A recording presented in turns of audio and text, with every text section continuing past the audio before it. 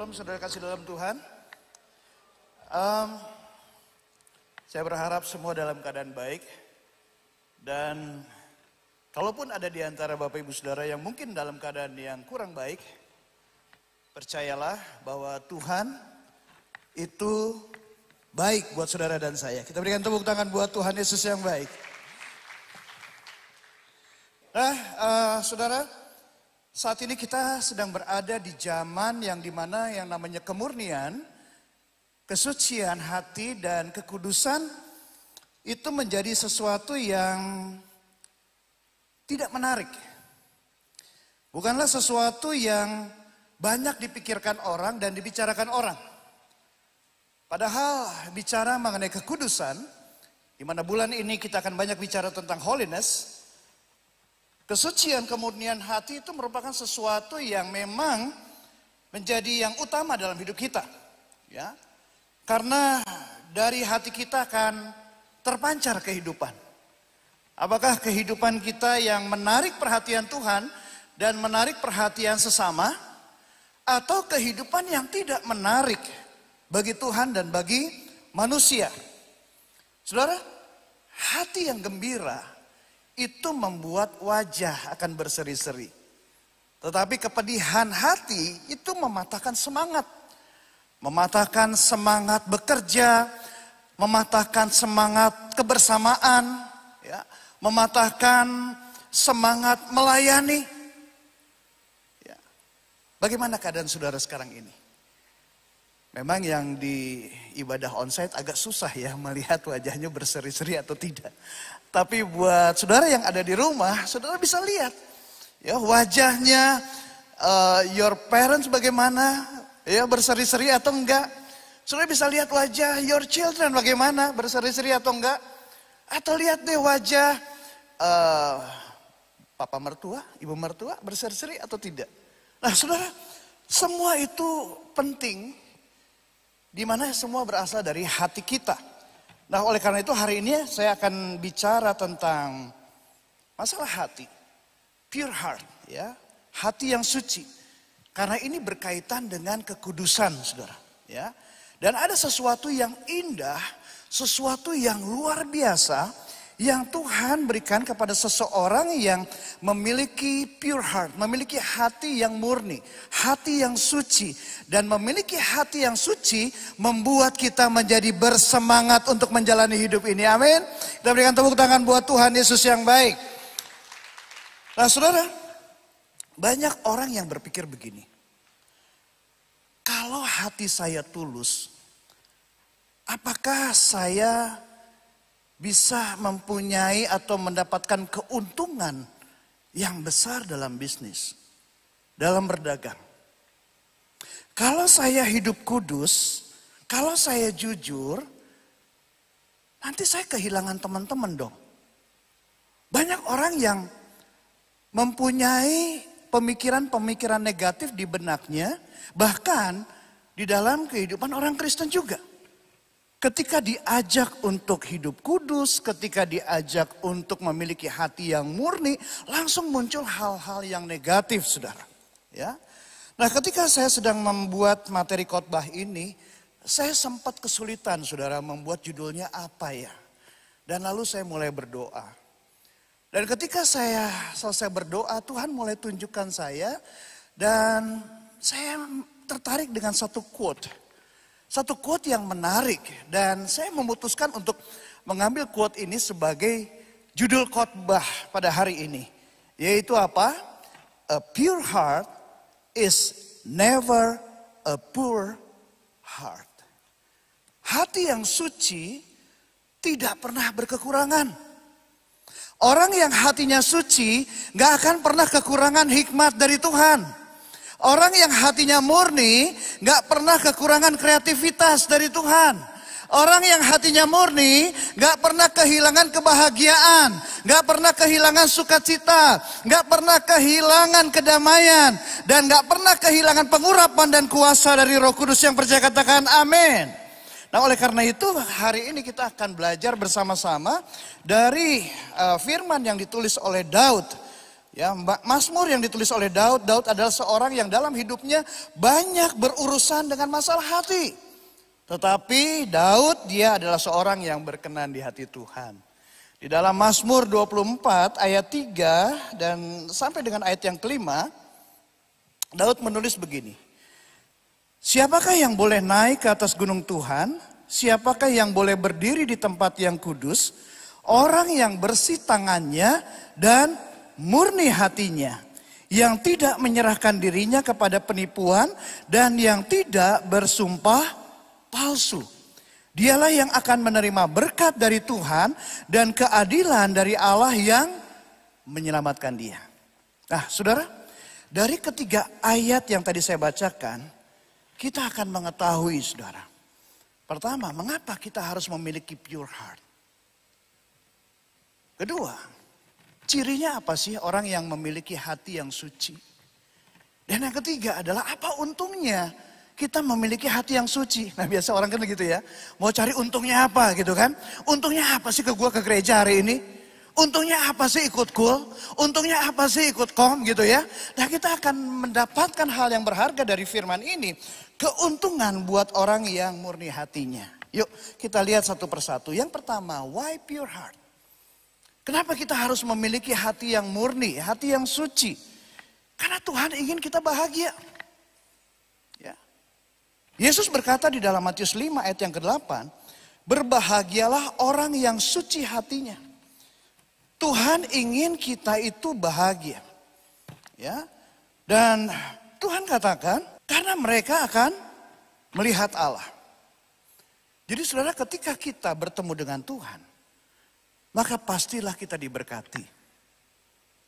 Dan berkat yang dari Tuhan itulah yang membuat kita bahagia. Yang percaya boleh katakan amin. Ya, tetapi seseorang bisa memiliki hati yang murni. Seseorang bisa memiliki hati yang suci kalau dia memiliki kerendahan hati. Kita bulan lalu sudah belajar tentang rendah hati toh. Jadi orang yang rendah hati, ya, maka dia bisa memiliki pure heart. Itu sebabnya sebelum Yesus berkata di Matius 5 ayat yang ke-8 tentang suci hati, terlebih dahulu di Matius 5 ayat yang ketiganya, Yesus berkata begini, berbahagialah orang yang miskin di hadapan Allah. Karena merekalah empunya kerajaan surga. Dengan kata lain, Yesus mengajarkan berbahagialah orang yang rendah hati di hadapan Allah. Karena merekalah yang empunya kerajaan surga. Jadi poin yang saya mau sampaikan begini saudara, tanpa memiliki kerendahan hati, gak mungkin hatinya suci. Gak mungkin hatinya murni. Ya. Nah, karena rendah hati, maka Yesus berkata, ia menjadi empunya kerajaan surga. Nah, karena menjadi bagian empunya kerajaan surga, maka dia pastilah bertemu dengan Allah yang adalah penguasa kerajaan surga. Dan so pasti dia hidupnya bahagia. Jadi saudara-saudara, janganlah takut memiliki hati yang suci. Ya. Percayalah, kita nggak akan kekurangan teman kalau kita memiliki hati yang suci. Lihat aja Yesus. Yesus dia memiliki hati yang suci. Makanya dia mengajarkan tentang bahagianya memiliki hati yang suci. Dan tahu nggak saudara, pengikut Yesus yang mau jadi temannya Yesus sekarang ini, di dunia yang kita hidupi sekarang ini, itu jumlahnya 32% dari penduduk dunia. Berarti kira-kira 2,5 miliar manusia di dunia ini mereka adalah Kristen. Jadi kalau Yesus masih ada di dunia, ya sebanyak itulah pengikutnya saudara. Jadi keren sebetulnya. Orang yang punya hatinya suci gak akan pernah kekurangan teman. Kita berikan tepuk tangan buat Tuhan Yesus yang baik. So, jadi saudara yang mau bahagia, katakan yuk sama-sama sama Tuhan. Tuhan, saya mau bahagia. Bilang gitu. Tuhan, saya mau bahagia. Kayaknya kurang mantep nih. Coba lebih keras lagi. Tuhan, saya mau bahagia. Yang mau bahagia, berikan tepuk tangan dong buat Tuhan Yesus yang baik. Puji Tuhan. Nah saudara, wipe your heart. Kenapa kita harus memiliki kemurnian hati? Yang kedua adalah hati yang suci membuat saudara akan berbeda. Hidup saudara pasti berbeda. Ya, 1 Yohanes pasal 3 ayat yang ketiga dikatakan, setiap orang yang menaruh pengharapan itu kepadanya menyucikan dirinya seperti dia yang adalah suci. Jadi karena saudara berharap hanya kepada Tuhan yang maha suci, maka saudara pastilah akan menjaga hati saudara untuk tetap suci, bukan? Nah, hati yang suci membuat dunia akan melihat saudara itu berbeda. Kenapa? Karena ada kehidupan Yesus di dalam saudara. Ada kelembutan hati, ada kemurahan hati, begitu mudah untuk mengampuni, ada belas kasihan, dan ada kasih karunia Allah di dalam hidup saudara. Amin. Nah, oleh karena itu, perbedaan inilah yang membuat setiap orang Kristen berpotensi dapat menuntaskan amanat agung Tuhan Yesus Kristus.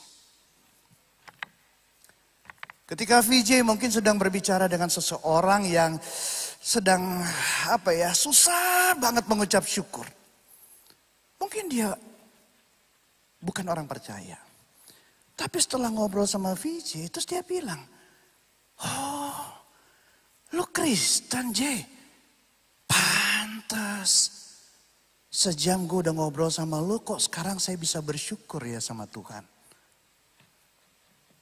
Mungkin ada seseorang yang bicara dengan saudara, orang yang begitu kepahitan sama orang tuanya, begitu sakit hatinya, begitu mendendam kepada orang tuanya, padahal orang tua sendiri loh.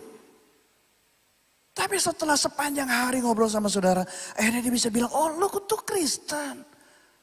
Pantas gue bicara sama lo kok beda ya. Gue sekarang jadi kepengen ngampunin orang tua gue. Hati yang suci membuat hidup saudara berbeda. Dan perbedaan itulah yang ada di dalam diri saudara yang akan membuat Injil Kerajaan akan lebih mudah diterima oleh setiap orang yang percaya, yang setuju katakan amin. Yang mau hidup berbeda katakan begini sama Tuhan, Tuhan saya mau hidup berbeda. Katakan lebih keras, lebih mantap juga yang di rumah-rumah bilang Tuhan saya mau hidup berbeda. Berikan tepuk tangan buat Tuhan Yesus yang baik. Yang ketiga, wipe your heart. Kenapa kita harus memiliki hati yang murni? Karena hati yang suci, hati yang murni melindungi kita dari musuh. Yakobus 4 ayat yang ke-7 mengatakan, karena itu tunduklah kepada Allah dan lawanlah iblis. Maka ia akan apa? Lari daripada siapa? Dari rumah-rumah kosong? Dari pohon-pohon rindang? Daripada siapa? Daripada siapa? Daripadamu. Jadi iblisnya ada di mana? Ada di mana? Ada di mana? Makanya lu jangan nyetan-nyetanin orang. Sebetulnya setan ada di mana? Ini firman Tuhan loh. Berarti pikiran kita, hati kita itu menjadi sasaran empuk buat iblis memijakan kakinya di situ. Tapi hari ini firman Tuhan mengajarkan bahwa penundukan adalah tindakan untuk apa? Mengosongkan diri kita, dan ini merupakan kunci hubungan yang langgeng dengan Tuhan. So, hati yang murni itu akan mendekatkan diri kita kepada Tuhan. Sehingga kita nggak gampang untuk terkena tipu muslihat setan. Yang membuat kita takut, yang membuat kita tertuduh, yang membuat kita terintimidasi. Dan kedekatan kita dengan Tuhan membuat kita memiliki kuasa untuk melawan iblis. Dan di dalam nama Yesus, iblis akan keluar daripadamu. Yang percaya boleh katakan amin. Sekali lagi lebih mantap katakan amin. Jadi sekarang kita tahu kan ya, kenapa kita harus memiliki hati yang suci, pure heart. Karena Tuhan ingin kita bahagia. Karena Tuhan ingin kehidupan kita berbeda. Karena Tuhan ingin melindungi kita dari musuh. So, berikutnya, firman Tuhan di Mazmur 24 ayat yang keempat tadi menyatakan yang tidak menyerahkan dirinya kepada apa? Penipuan dan yang tidak bersumpah palsu. Nah saudara, ayat tersebut menjelaskan kepada kita bahwa ada tanda ya atau ciri orang yang hatinya suci atau yang hatinya murni. Yaitu apa? Pertama jujur. Truthfulness. Kolose 3 ayat yang ke-9 di dalam versi BIMK bahasa Indonesia masa kini dikatakan jangan berbohong satu sama lain. Sebab hidup yang lama dengan segala sifatnya sudah kalian lepaskan.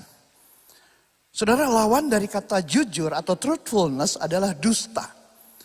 Deception. Deception itu yang pengertiannya adalah tindakan menyembunyikan suatu kebenaran terutama untuk mendapatkan keuntungan.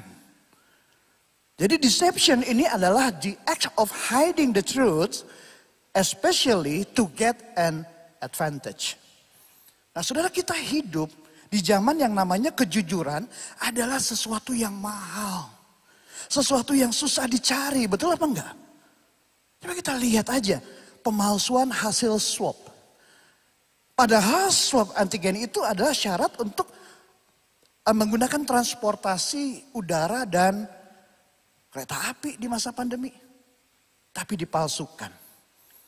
Menurut American Psychological Association tahun 2020 di Amerika, 40% perceraian itu dipicu oleh adanya sexual infidelity. Ketidaksetiaan secara seksual. Perselingkuhan lah, affair.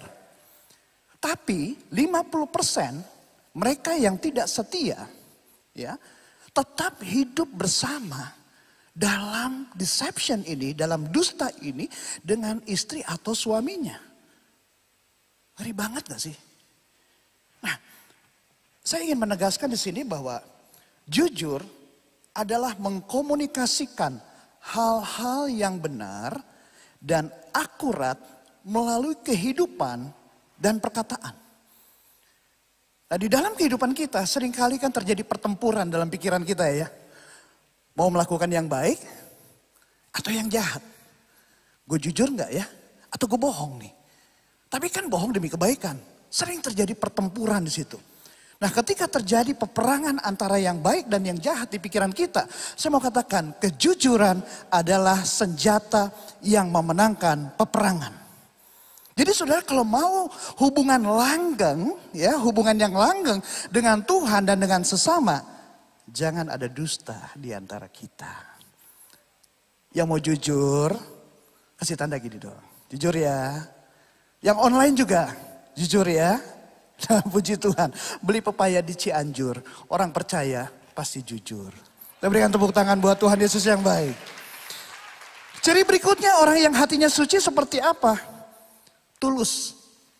Sincerity.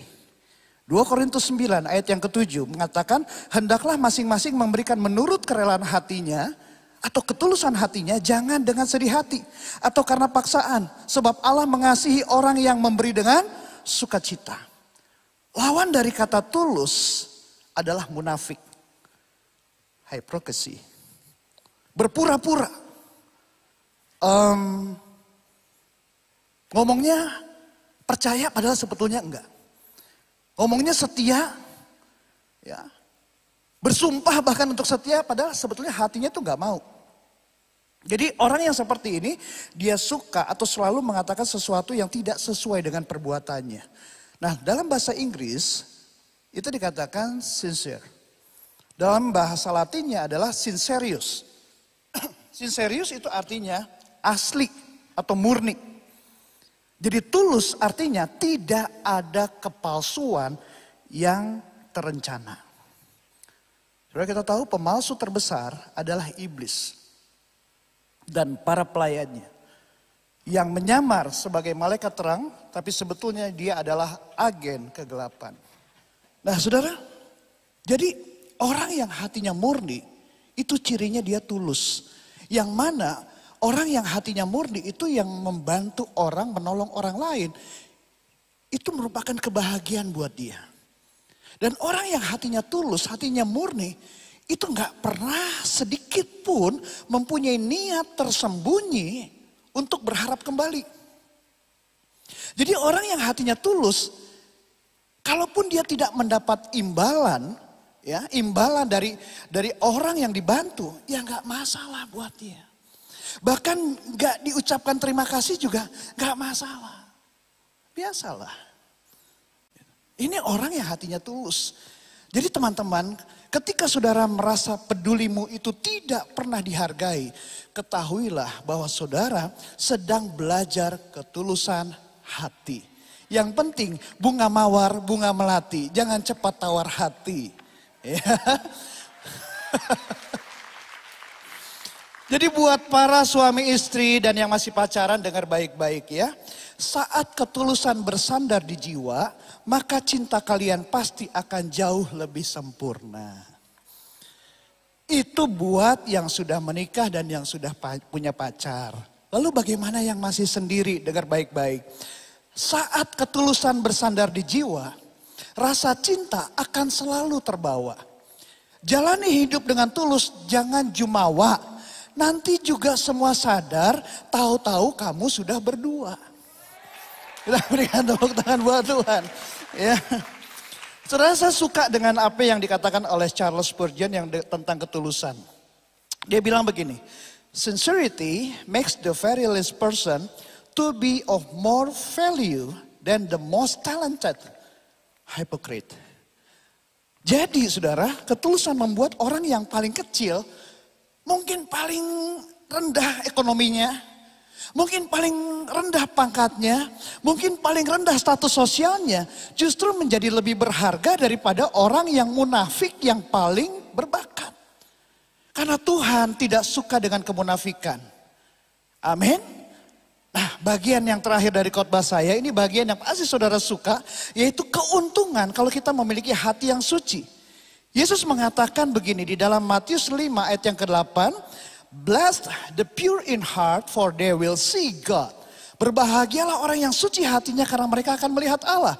Apa tandanya seseorang yang melihat Tuhan? Mazmur 24 ayat yang ke-5 menyatakan, dialah yang akan menerima berkat dari Tuhan dan keadilan dari Allah yang menyelamatkan dia. Saudara, orang yang mengalami Tuhan, mengalami perjumpaan dengan Tuhan, dia akan mengalami yang namanya A3. A3 ini bukan baterai A3 saudara ya. Tapi A yang pertama adalah a good conscience. Hati nurani yang murni. Hati nurani yang baik maksud saya. 1 Petrus 3 ayat 16 mengatakan, dan dengan hati nurani yang murni, supaya mereka yang memfitnah kamu karena hidupmu yang saleh dalam Kristus menjadi malu karena fitnahan mereka itu. Saudara, di dalam kehidupan ini ada banyak keputusan-keputusan yang harus kita ambil, betul? Keputusan buat kehidupan kita pribadi, keputusan untuk yang berkaitan dengan keluarga, dengan pekerjaan, dengan pelayanan.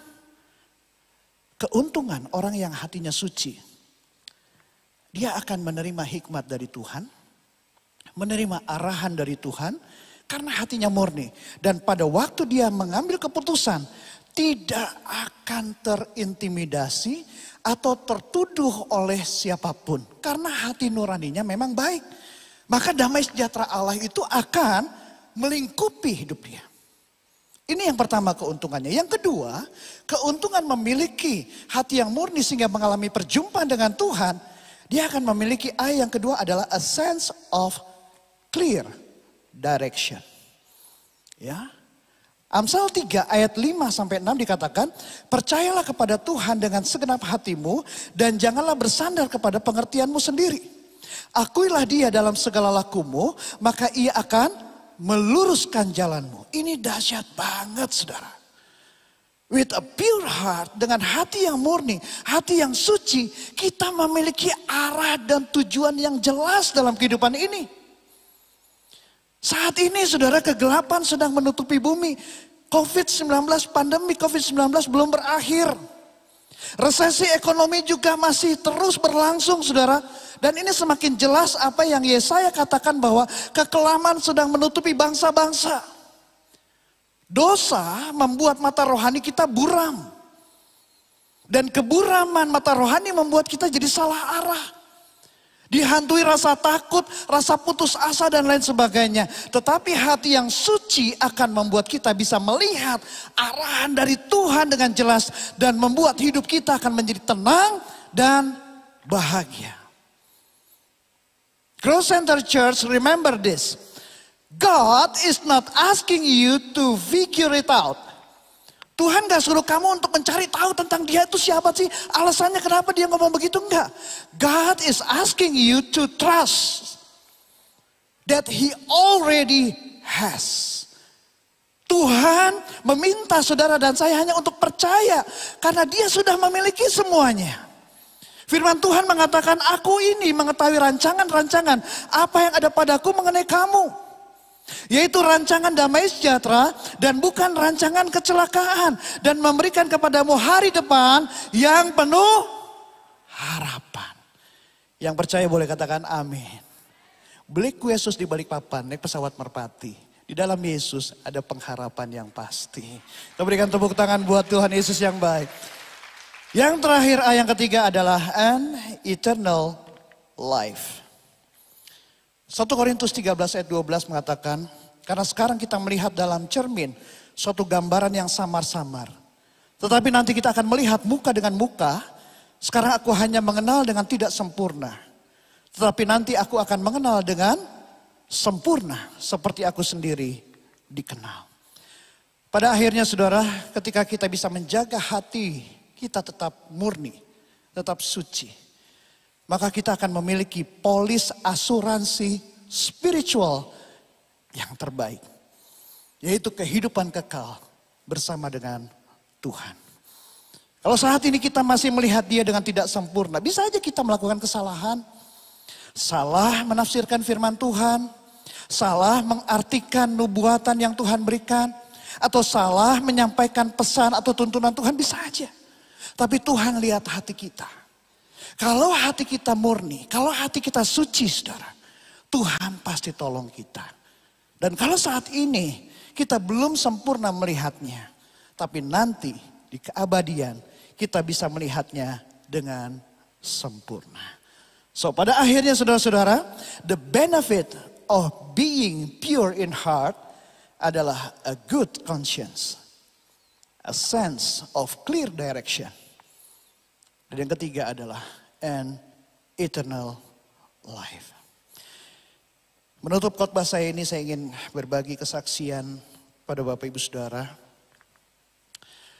Bahwa tanggal 6 Mei yang lalu, kami baru kehilangan seorang sahabat, yaitu Raditya Olwan.